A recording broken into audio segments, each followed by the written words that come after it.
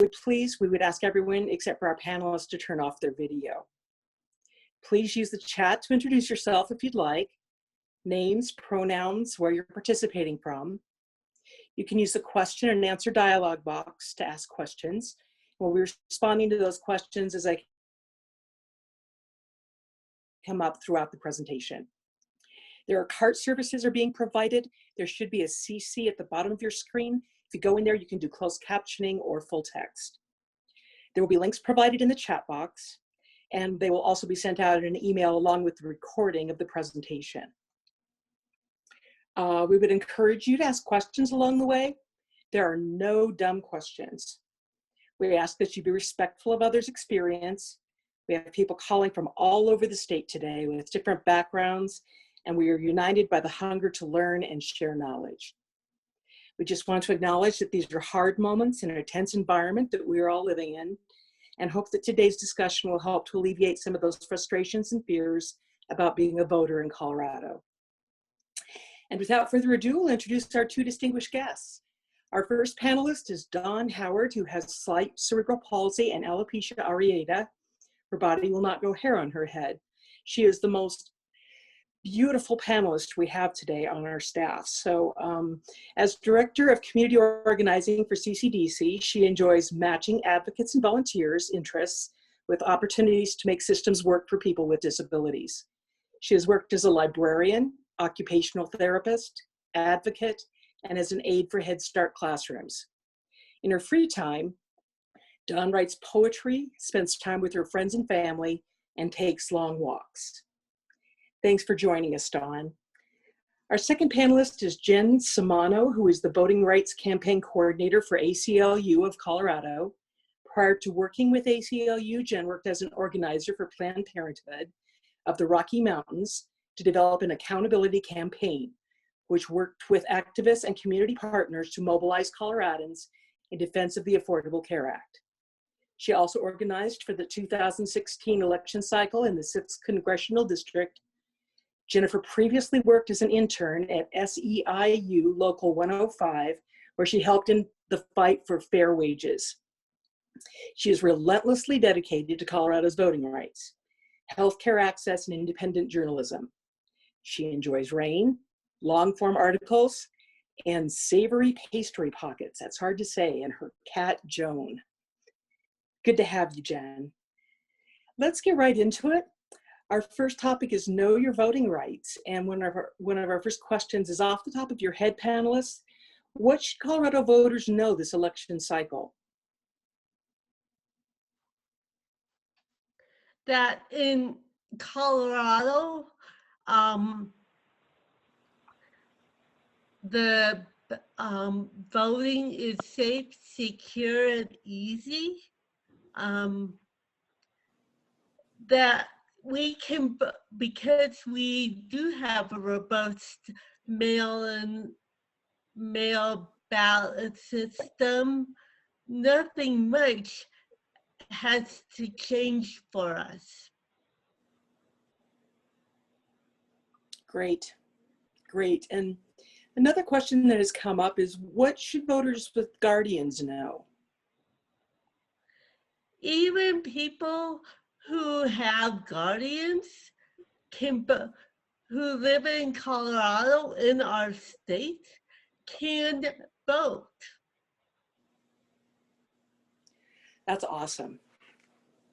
And we should encourage them to do so, I think. Yes.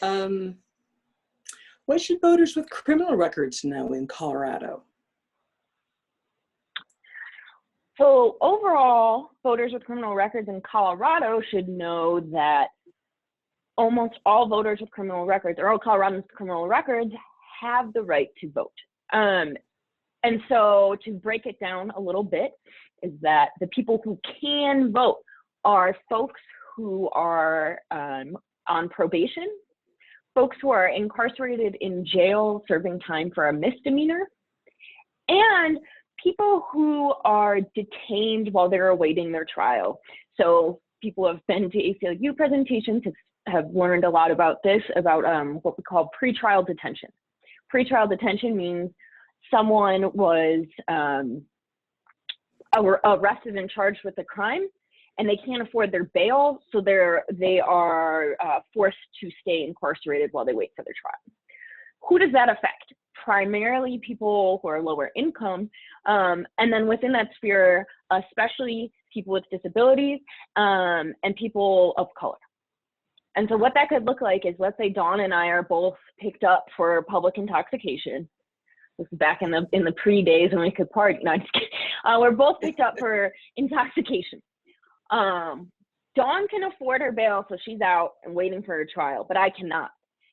I am stuck in jail awaiting my trial.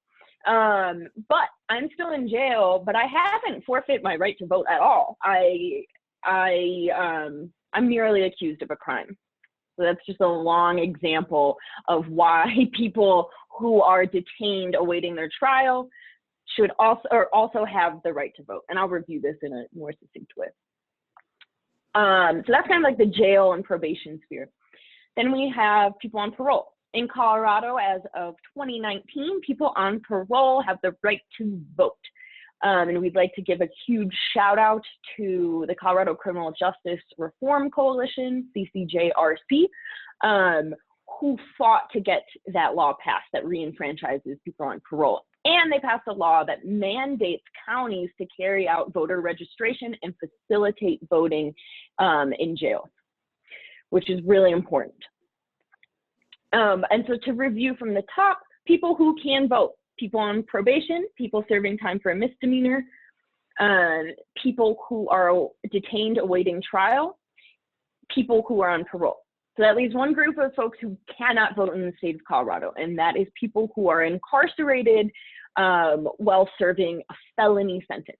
There's a lot of information, so I'm going to drop in the link, or in the chat, a link to the Colorado Criminal Justice Coalition and their resource for determining if you can vote. But please do spread the word, because people who just have had a criminal record will be, as we say, they have a healthy distrust of the government, so they might not feel comfortable voting. So help spread this information, even if that is not directly speaking to your own experience. And also, as an aside, all the links that we're going to put in the chat will also send as we'll also send an email follow-up with all these resources. Great, thank you, Jen. I'm curious, if you are in jail, how do you vote? How do you get a ballot? Yeah, so in 2019, again, thanks to CCJRC a lot. Oh, I don't know if I'm glitching out on someone else's, but I am on my own.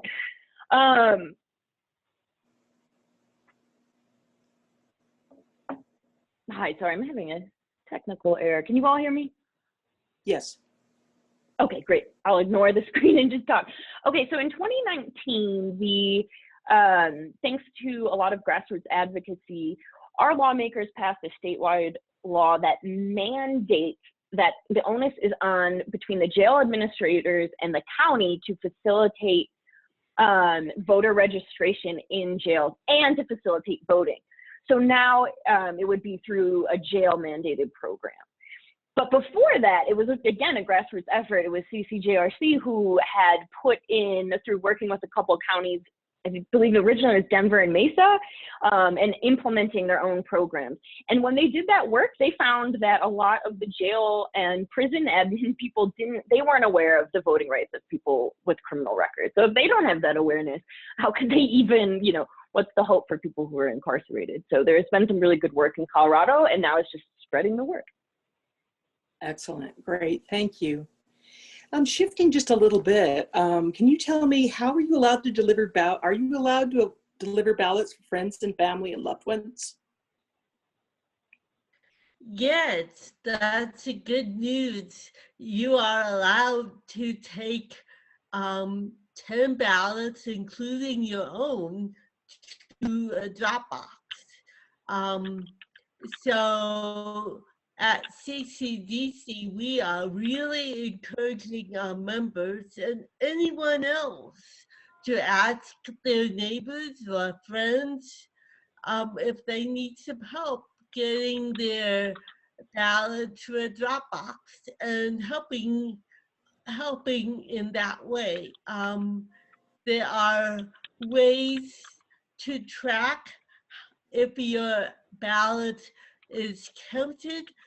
So take advantage of the system in Denver and across our state. Do I have a special ballot box that I need to figure out where I need to go to put my ballot? No. This is one of the coolest things about Colorado, is that you can return your ballot at any drop box in the state, right? And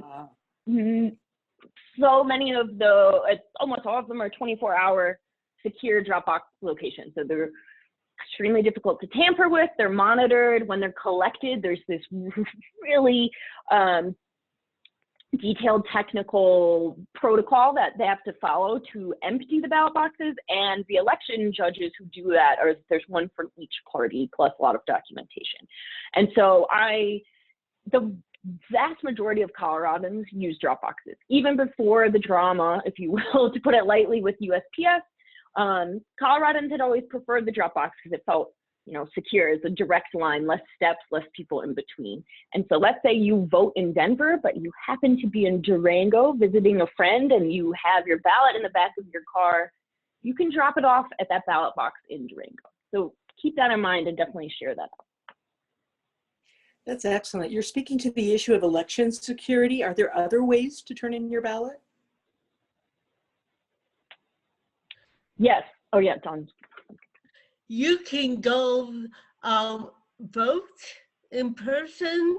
You can drop it off in the mail. So we have 3 ways. It's up to you, but we are encouraging people to vote early. Great. Vote early. That's an excellent suggestion. How about reporting issues and suppression? Is there a way to do that? Is there a procedure for that? Or how do I know if I want to make that known? So let's go through a couple of scenarios. And I have a slide with this. Okay. So it kind of depends on the scenario. But here's what you should remember, is that if you think that you are experiencing voter suppression, intimidation, misinformation, or disinformation, then you should you're on the side of caution and document as many details as you can. So that could look like taking pictures, screenshots, recordings, and then also those contemporaneous notes.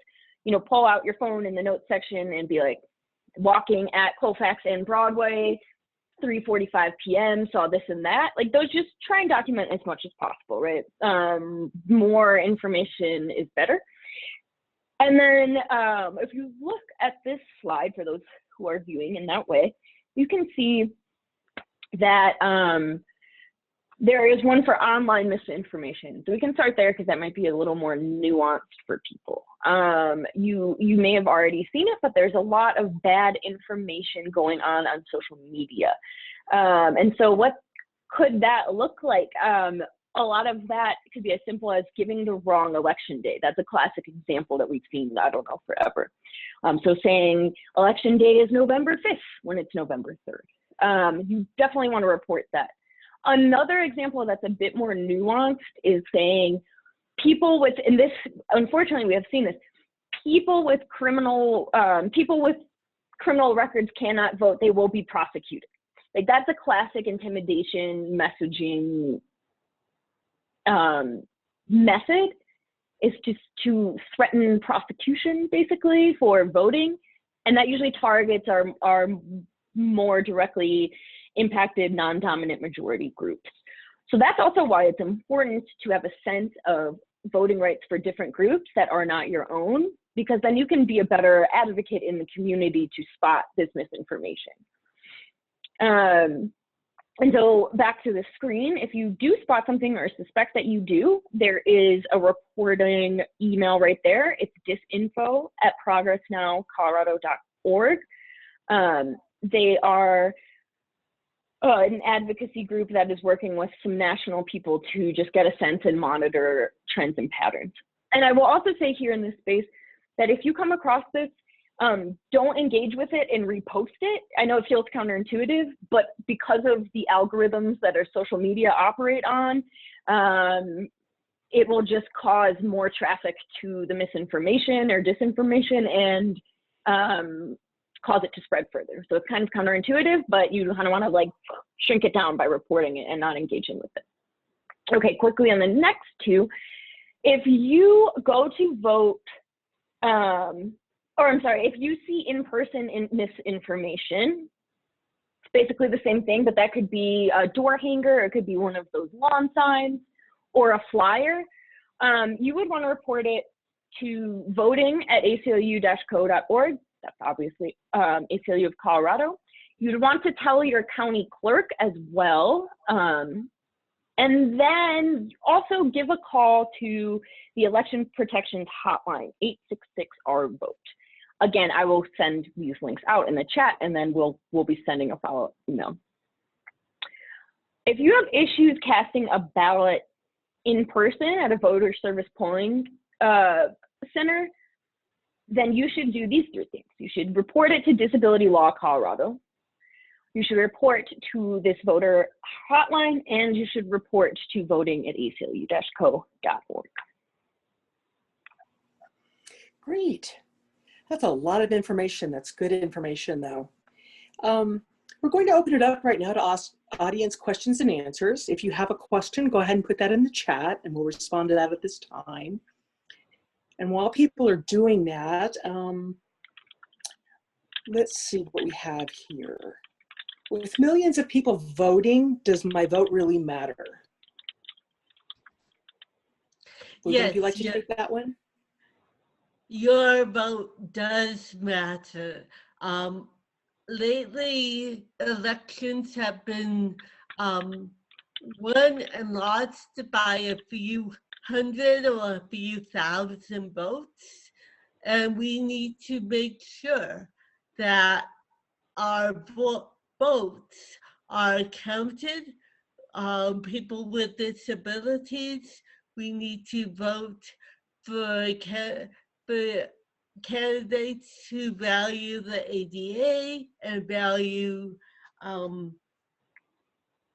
the services and supports that we need to live in community, in the places that we feel most comfortable. Our votes definitely matter. We have a question from Jen Bott. It says, can folks with disabilities network with volunteers to arrange ballot pickup and drop off, or should this stay an intimate thing between friends? Yes, you can call many different places to get help. The most important thing to think about is having a voting plan. People can reach out to me at CCDC. My phone number there is 303-531-7333, and I can connect you to individuals or organizations who have already told me that they can help pick up ballots and drop them off. Oh, that's great. That's great for people to volunteer to do that. Awesome. If I don't vote my entire ballot, does it still count? Yes. So we get this question a lot in Colorado because our ballot, and people have voted here a couple of cycles know this, is that our ballots can be really long because of the process, partially because of the processes that we have to get stuff on the ballot, and they're pretty open. And so people can feel overwhelmed, which is reasonable, especially when, you know, it's a modern economy and you're working 2 jobs and have also teaching kids at home. But your vote will still be counted for that race, or measure, whatever you're voting for will be counted. Your ballot will not be discarded if you do not complete the entire thing. But in this second half of this presentation, we definitely want to give you a lot of resources and tools for navigating that ballot, especially because I think it's decently fair to assume that the people who are attending this are a little more involved. And you're probably the people who are your friends when it comes to election day who vote last minute or like, wait, how should I vote? And I know I'm that for a lot of my friends. And so we'll give you some tools to kind of prepare in advance for that. So you can feel confident voting whole ballot. But again, if it gets to that like local city drainage ditch funding and you don't understand it, you can skip it and your votes will still be counted. How will we know that you've only dropped off 10 ballots?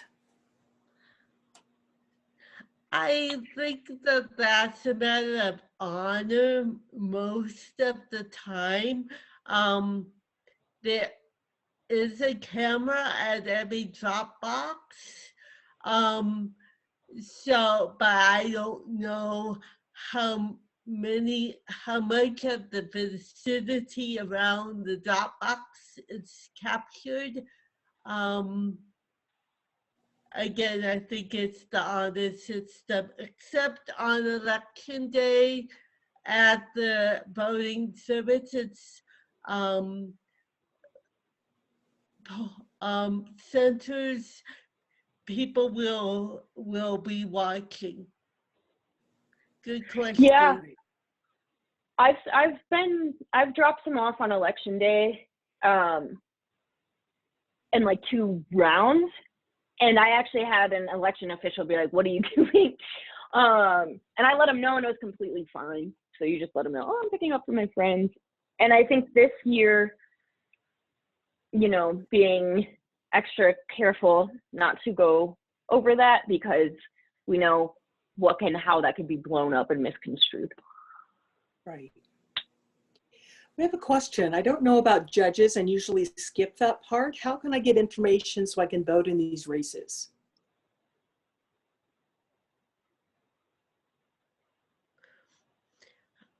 I like to go to Ballotopia to see their record, and I think Jen had some other resources.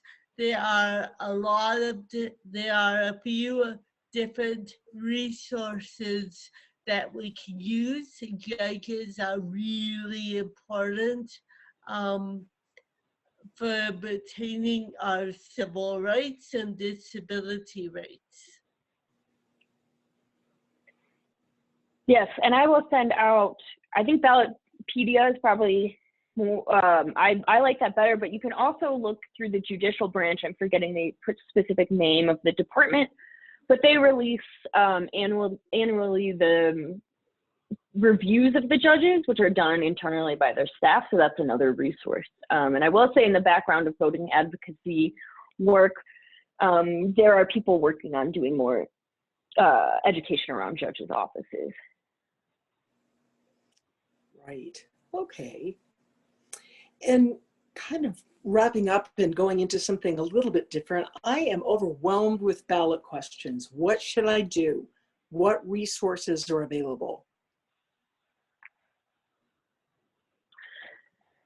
So I would say, and I can put some of these in the chat before, obviously voter guides. I know before I did this work, I was always looking at voter guides to help guide my own voting, whether that's from like an independent news source, like the Colorado Public Radio, or from League of Women Voters, or from nonpartisan advocacy organizations like us. Ballot guides are really helpful, but in Colorado, you can see your whole ballot before you even get it, which I'll send a link in the chat now so you can also preview your ballot. And I will also send what is called the Colorado Blue Book. Oh, nice. And Delana just said that in the chat. Judicial reviews are also in the Blue Book, which I will send a link to the electronic version of the Blue Book. The Blue Book, you know, I definitely recommend looking at it because if you take the time to look through it, it can be a really helpful, neutral voter aid. Oh, and I'm also seeing some questions in the chat box for us. Let's see.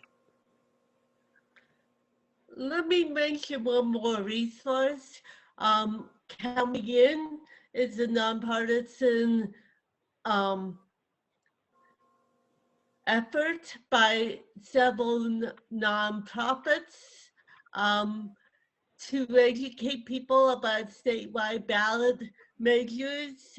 And last night, we went over very briefly the 11 statewide ballot issues. That recording will be at countmein.com.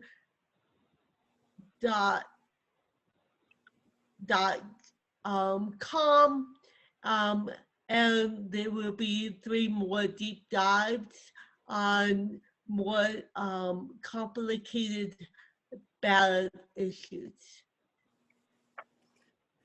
All right, here's another question. I've heard to report any disinformation to election officials in addition to platform, example, Facebook. Is that the county clerk? Yes, and I thank you for that.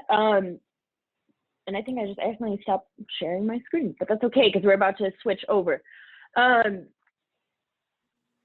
Yes, and I should add that, so thank you to the audience member who reported that. Definitely flag for Facebook or Twitter, flag for whatever platform you're using. And I know in the past when we were doing this, I think platforms are we'll see soon, but platforms are starting to take more seriously or more effectively these flags and complaints. But don't rely on them. Definitely also report to your local official, who would be your county clerk or secretary of state, and to advocacy orgs like the Disenfranchise site, because we can't obviously just rely on government officials or the platform people to do the proper thing. All right. And as far as ballot guides are concerned, what are available to people who are tuning into us today?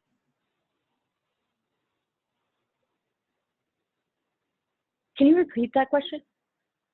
The question is, as far as ballot guides are concerned, where do I get one? What you mentioned the Blue Book was a good possibility. Does CCDC put out anything, or ACLU, as far as a ballot guide? We sure do. And should we start talking about them? Let's do. Yes. Let's do it. Okay. Give me a tech second to pull up a screen share of the ACLU ballot guide, and we'll end with CCDC. Sound good? Yep. Mm-hmm. And I do see a couple questions in here in the chat. And if we don't have time to get to them, then I will address them in the follow-up. But really briefly, a question about, can you be designated or approved to deliver more than 10 ballots? I'm not positive on that answer. So I will follow up because that's really important, unless Delana, you know, or Dawn, of course. I called the Secretary of State office, and they just said 10 ballots per person, including.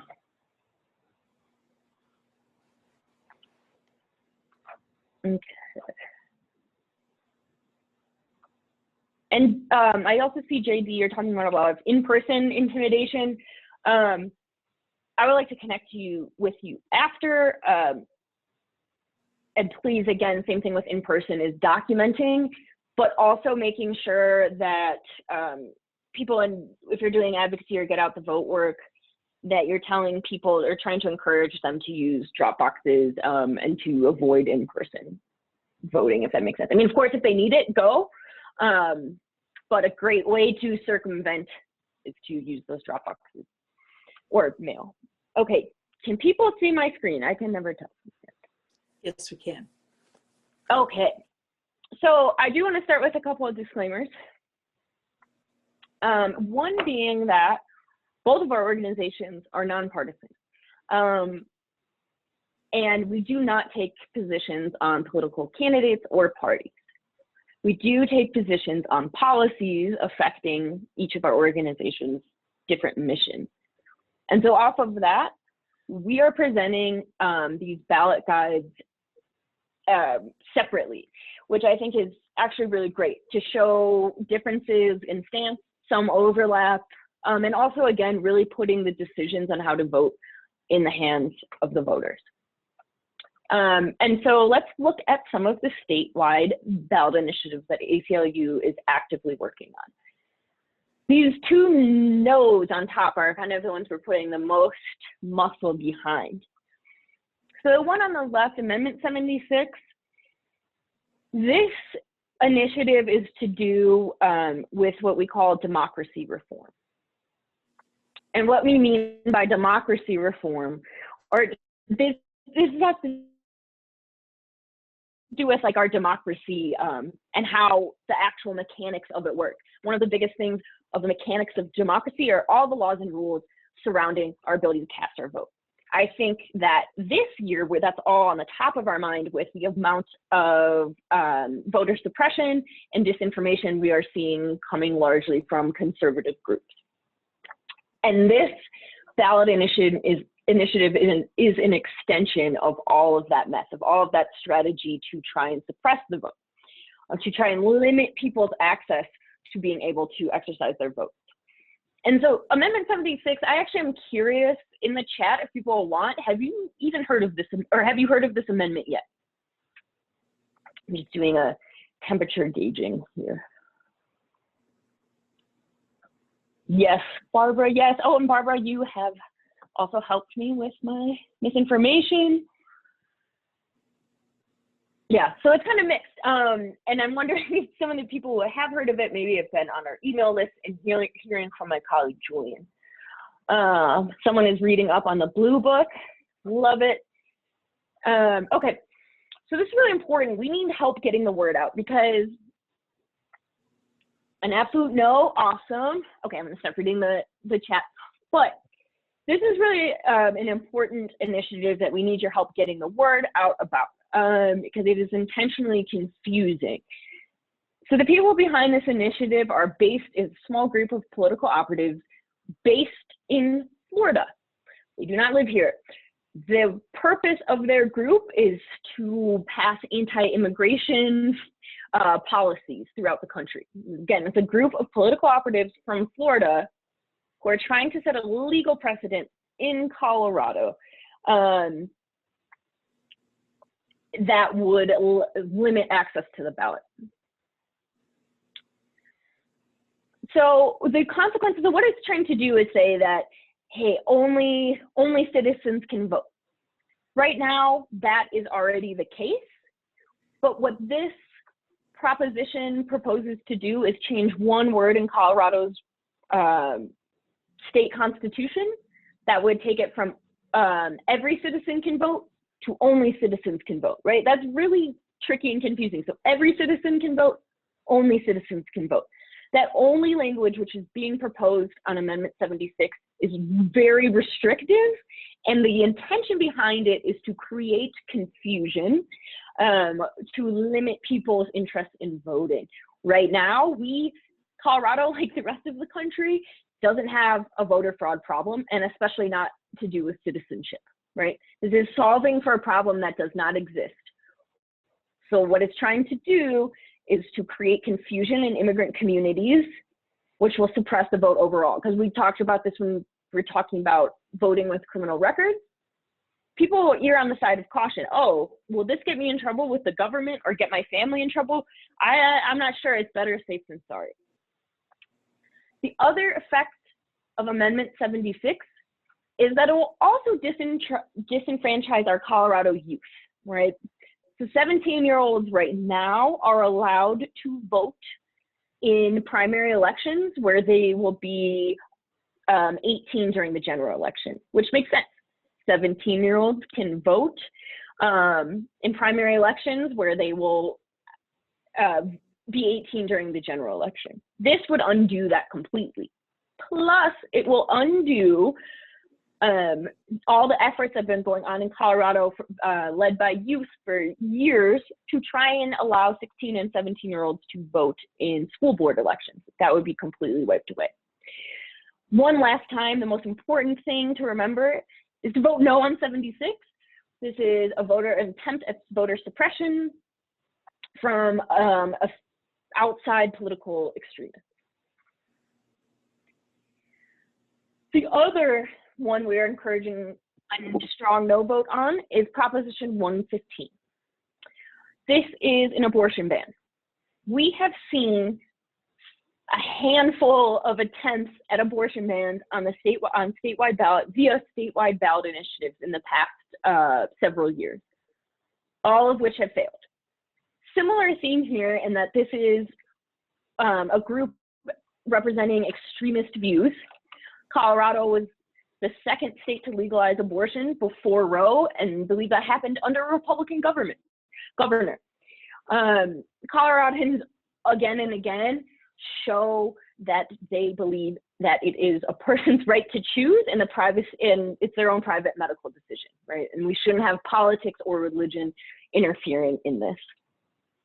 And again, outsiders trying to set a legal precedent for the rest of the country from our point of view. And this is even more important with the death of Ruth Bader Ginsburg, because if this passes and we wanted to challenge it, we don't have much hope for the Supreme Court to hold it up. Another reason it's really, or two more reasons really important from a reproductive freedom standpoint to vote no on this is because this criminalizes doctors who give abortions, and it makes no exceptions for women, rape or incest. So we are definitely encouraging no votes on 115. We do not need another abortion ban. Oh, the other thing I wanted to say about 115, again, in the context of what is happening on the Supreme Court and generally the trends we have seen, Colorado is a safe haven currently for the entire region when it comes to abortion access.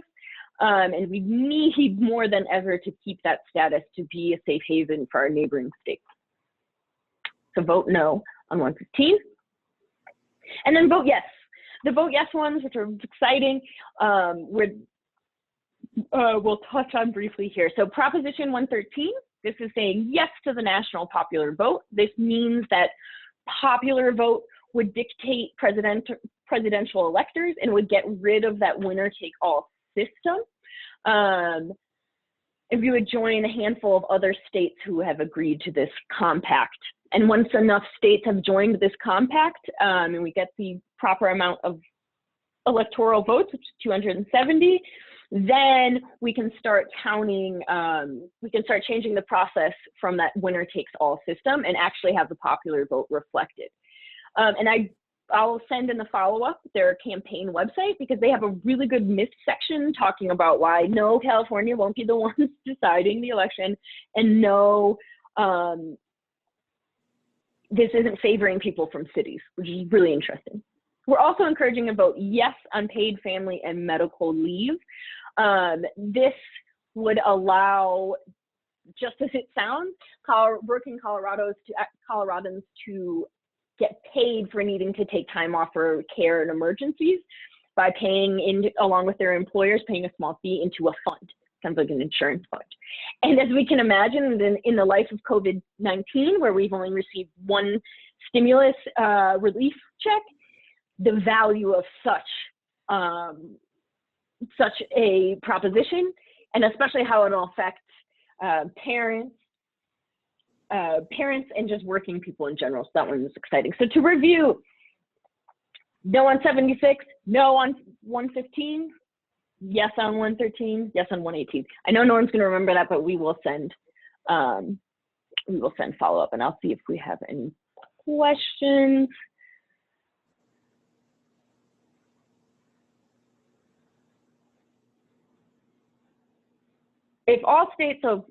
Kevin is asking if all states don't support Prop 113, or if it's equivalent, what's the difference?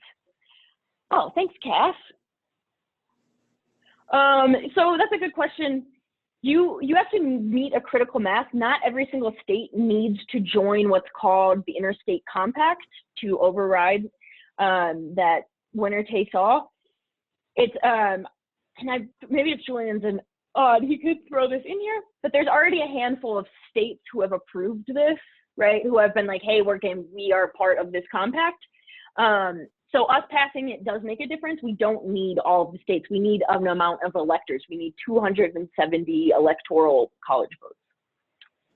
Someone asking about the Gallagher Amendment. Should we have concerns about the Gallagher Amendment? The one about property tax revenues.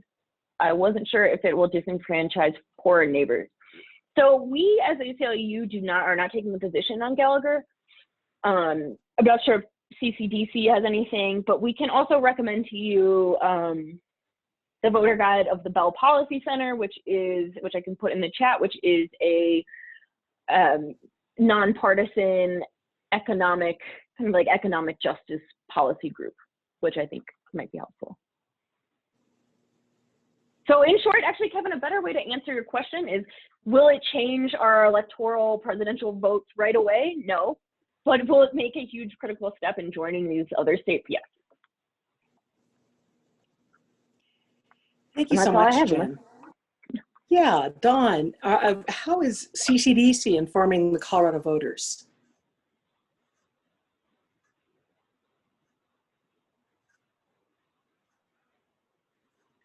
I think you're on mute and we can't see you.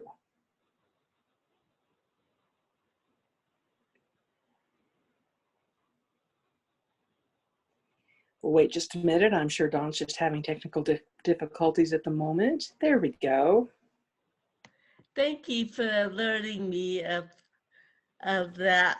So yes, CCDC has our own ballot guide, and we will send out the link about the of the ballot guide if you have not received a copy of it.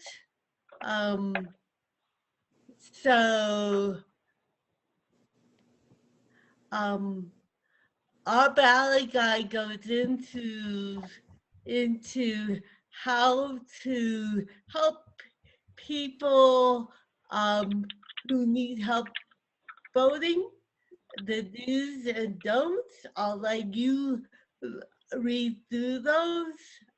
It goes through the who's on the ballot. And now let's talk about some ballot measures. We are encouraging people to vote yes for the repeal of Gallagher Amendment. Voting yes on this amendment may increase property taxes, but Colorado needs that money to help keep community services and other programs important to people with disabilities. If this amendment fails, we may see services cut. And we also, along with ACLU, are a yes to family and medical leave.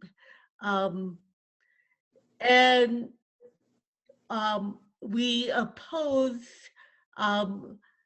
Amendment 76 along with ACLU. And Proposition 116, state income tax reduction.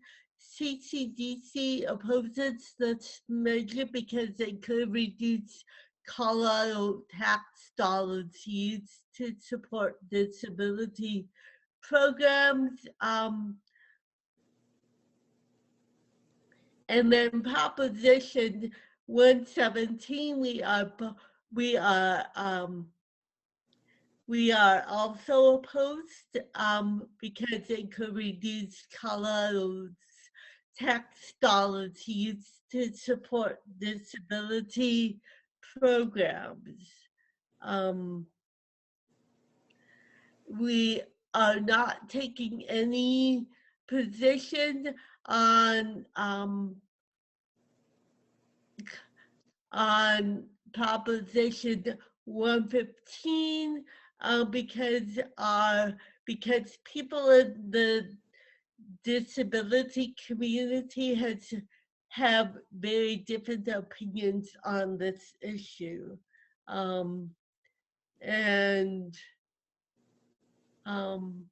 Again, no position on Proposition EE, taxes on nicotine products. There are several ballot initiatives that are not disability-related issues. Again, I would encourage you to read through this ballot guide and several other ballot guides and make up your own decision, but I would hope that you would take into consideration CCDC's positions on these ballot issues. We really care about keeping our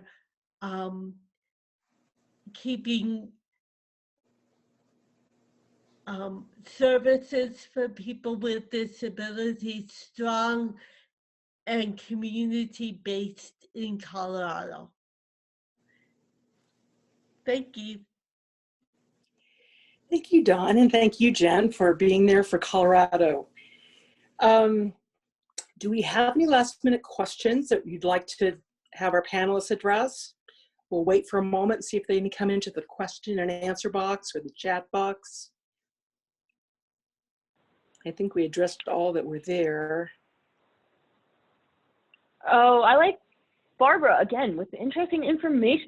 Says, apparently the legislator who wrote Gallagher, again, ACLU doesn't take a position, but I think this is interesting, is in support of Amendment B to repeal it because of its unintended negative consequences. So the actual person who wrote that wants to repeal it. What can we do to volunteer on the day of? I will send a link to our volunteer map. It's called the People Power Map. So we type in your zip code, or you just click on the state of Colorado, and you can see a whole list of all of our Get Out the Vote events, which includes the day of action. And then if you're interested in doing actual stuff in person, I will send links to the voter protection volunteer opportunities put on by the Just Vote Coalition. So they're the state version of that voter help hotline. And then there's this question, how did a Florida group infiltrate Colorado ballot? Great question, and I will try and think of this without being too wonky. Basically, they could find someone, and my fearless leader, my boss, Elena's on, who knows this process better than I, but basically if they find someone, if they have the funding and they can find people in Colorado who are also xenophobic and willing to put their names on it, then they can do it, right? So what you need to get on the ballot is you need the language. Someone who is of a legal mind in a different place could come up with that language. And then you need 2 Colorado voters who are called registered electors. And so my assumption is that this Florida group found like 2 registered electors who are in Colorado and got them to show up to all the things you're mandated to in the process of getting on the election or getting on the ballot. It's a very long technical process. And that's kind of the short and sweet way that someone could get on the ballot from out of state. And I don't know if that's satisfying. So Reed, let me know if you want more of an answer than that. One thing we didn't cover is, what do I do if I don't get my ballot? Very important. If you haven't, so one thing, and maybe I'll try and throw up my PowerPoint again, although it might get a little wonky, but I'm gonna try. I'm gonna share this, even though you'll kind of see the behind the scenes. I'm gonna put on here, get the chat out. Let me know if you can't see this, but here is a timeline for you. And again, we're send out this information, but if you want to take a screenshot or something. So this Friday, it's exciting, is a big day that your ballots will begin mailing. So look out for your ballots starting Friday. But if you haven't gotten your ballot by that following Friday, which is the 16th, then you should contact your county clerk and be like, hey, what's up? Where's my ballot? And always go to that county clerk for those really local issues, because it's your county clerk who is actually carrying out the administrative part of your election, or of the election. And work with them, see what they have to say, and you can usually go and pick up a replacement ballot. It's also definitely the year to check with your county clerk, because different counties are offering slight variations of programs to accommodate for COVID concerns. For example, some counties are allowing you to call ahead and then come and pick up your ballot, so you don't have to have as much interaction. Another thing before you even get there is we recommend that right now you go online and check your voter registration. Colorado is we are very lucky that we have both same day voter registration, huge, and that we can register to vote and update our information online if you have a Colorado ID. And so make sure that your mailing address is up to date. You know, people might move. We all move. It's COVID year. There's lots of unknowns. You might be doing caretaking. You might even be like staying in Maine with your mom. Go and make sure that your mailing address reflects that you are in Maine, and you will receive it. Yes, but should you move, and I'm going to highlight it on the screen because we're here and we're doing it, is if you, let's say you move or something else change, you have a name change or something like that, after October 26th, you're just going to want to go in person to sort away your new proper ballot so it's reflected. If it's after the 26th and you have changes to your location or name or something, just go in person and they'll take care of it with you. I also want to bring up one point. People can register to vote on election day up to 7 p.m. on election day. So please, if you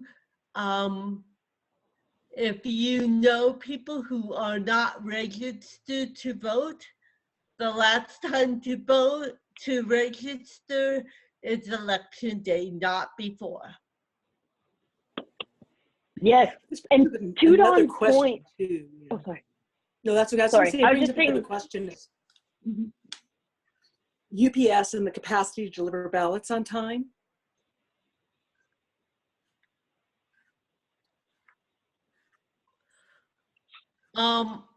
We are encouraging people to use drop boxes and to do it early. If you want to use USPS, mail them in early and use 2 stamps. So USPS capacity is unknown, so just use caution.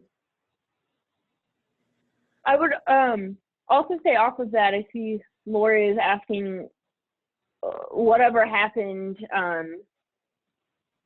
with the misinformation postcard that USPS sent to Colorado voters. So for folks, just to give it context, I'm in COVID time soup. I think it was about 3 weeks ago, 2 or 3 weeks ago, under the direction of the Postmaster General, who operates on the federal level, who is the face of lots of controversy, sent out a voter information postcard to Colorado talking about absentee ballots and registration and deadlines for that sort of thing, and that doesn't apply here. So that's misinformation. It's confusing to voters in an already noisy atmosphere. And our state had tried to contact them to say, hey, let us put in our custom information. And they didn't allow for that opportunity and went forward and sent these postcards. I forget how many Coloradans ended up seeing them, but our Secretary of State, Jenna Griswold, filed a temporary restraining order against USPS under the reasoning of voter misinformation. And she won that restraining order, so they quickly, and this turned around very fast, the USPS was legally no longer allowed to send out those postcards to Colorado's voters, which is pretty great. So what happened with that is that USPS is no longer allowed to send those postcards, which is good for us. And that's another thing to remember is when you're talking to your friends and family in other states, or just trying to consume national level media, every state carries out their elections differently. So that's why it can get so tricky to talk about it in like this, with this one monolith, because that doesn't quite exist. It is great news, right, Lori? Go Colorado. And that's another thing is 3 ways in 3 weeks to vote. Colorado leads the nation in voter turnout, ballot accessibility, and election security. So vote Colorado proud. Thank you to both of our panelists and for everyone for joining us today. We're happy to stay behind. I've talked to our panelists and they will stay behind if there are any further questions for a little bit. Thank you again for joining us, and be sure to vote Colorado. Thank you.